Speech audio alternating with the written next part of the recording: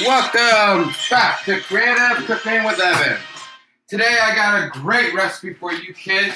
Something great that you and your parents are going to enjoy together. Today, we're making hummus. Okay, so there's a few different important parts to hummus that really make it taste great.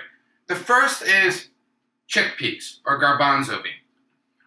Now, that's the main ingredient in all hummus. Now, if you open up the can, you're going to notice that there's some liquid inside. So, open up the can about this much and go over to the sink and drain the liquid by holding it like this and pouring it out. While I drain it, why don't you check in with everyone around you? How's everyone been doing? How's everyone been holding up under quarantine? I know I've been spending a lot of my time cooking, making some delicious food for me and my family. So, once you have this drained, you can put 1 or 2 cans of these in your blender. You can use a blender, food processor, anything that sort of has something in the bottom that's going to spin and mash it up. So, I should say something very important. When working with blenders, you need to be extra careful never to put your hand inside the blender, okay? Even when it's stopped, there are still sharp blades at the bottom that you can't see.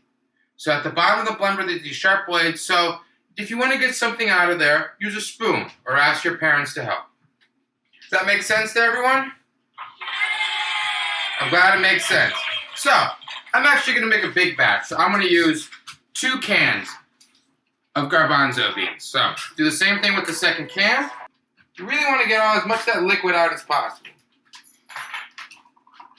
So, I'm making an extra big batch today because I'm feeling extra hungry. Now this makes the perfect snack to go along with any sort of game night, movie night, anything that you're doing with your family. It's a fun, healthy, wonderful snack you can have with pretzels, carrot sticks, or whatever. So, the second thing is we're going to need some garlic. Now, I like a lot of garlic, but to start, why don't you go 1 big clove or 2 small cloves per can of chickpeas. So, you can crush them any way you want. I'm just going to use my hand. And then you can sort of peel them like this. Garlic is extremely healthy for you, and is a great way to help boost your immune system. So, if you want, feel free to take a little piece of garlic. I love it. What do you guys think about that? Does that taste good?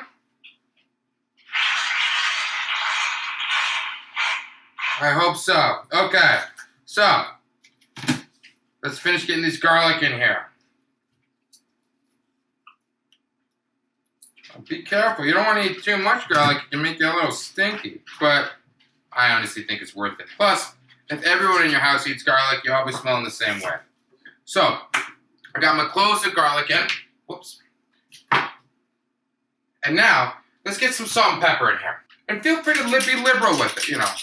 You don't want to be putting a pound of pepper in, but a couple teaspoons is fine. So I'm just going to slowly grind this in here like this. There we go. So, salt, why don't you give it 2 big grinds per can. Now, the thing with cooking is you can always put more of something in, but you can't always take it out. So, does that make sense to everyone? Then, let's put some olive oil in here. I would say about 1/4 cup per can to start. So, I'm going to eyeball it, but if you want to measure it, that's fine. If you look at how it fills up, you can actually kind of see it filling up here. Now, I like to put a lot of olive oil in mine. So I put it till it's almost all the way at the top of the chickpeas. Again, if I want to put more in, if you want a smoother texture, you can put more in after we grind it up a little bit. Now, here's really the secret ingredient. This is what makes hummus hummus and not just ground chickpea paste. It's stuff called tahini. Now, I absolutely love tahini. What it is it's sesame paste. So it's the exact same idea as peanut butter or sunflower butter, but this is done with sesame seeds. They just mash it up, and it releases oil, and it becomes absolutely delicious. So get a spoon, And I'll do 1 big tablespoon per can. The last thing we need is a little bit of lemon.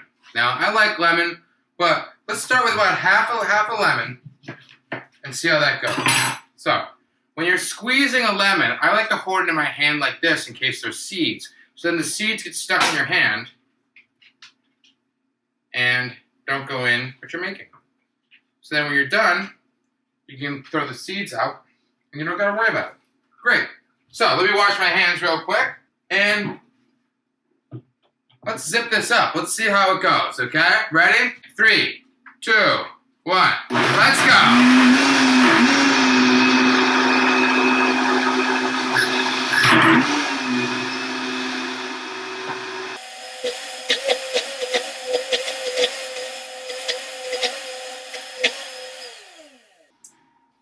If your blender is having trouble blend stuff up or it feels like it's too stiff, I always like to put some more liquid in there. So let's put a little bit more of this olive oil. We can make a little gap here.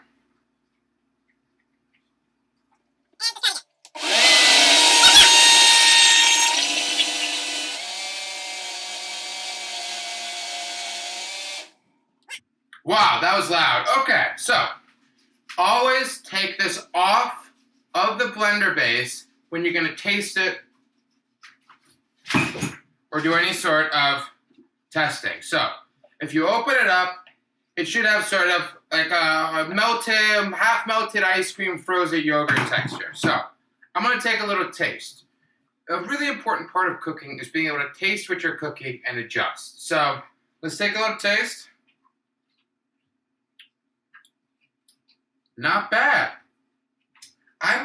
Now, for me, I'd like a little bit more garlic in this. So I'm going to crush 1 more clove of garlic and throw that in. Also, I think the brightness of the lemon might be nice. So I'm going to put a little bit more lemon in here. And hopefully that'll bring out some of the flavor.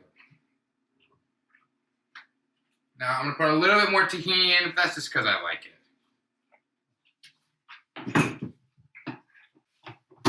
So, let's blend it up 1 more time and see what we got.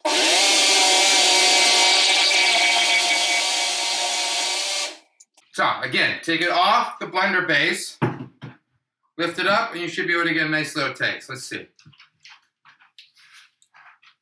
Ooh, a little bit more. Let me see what I got here. Bellissimo!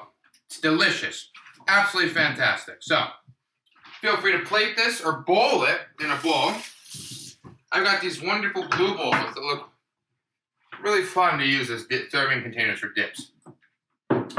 So when making something like this, it's pretty easy to double or triple a recipe. And that always gives you a great excuse to go check on your neighbors. Now, you don't just have to go over somewhere to check in on someone. You can call, you can leave a note, or you can leave a nice little treat of hummus outside to let them know that you're caring about them. If you have someone old living near you, or someone who's maybe having trouble getting to... Here we go. Hold on. Let's get some of this in the bowl. There we go. If you already know someone who's having trouble getting to the supermarket or maybe having trouble getting something besides basic foods, giving them a little container of hummus like this is the perfect treat and the perfect way to say, I'm thinking about you and you still matter. So, let's all be safe out there. Let's have a good time. And that's the end of the show. Okay. Bye-bye.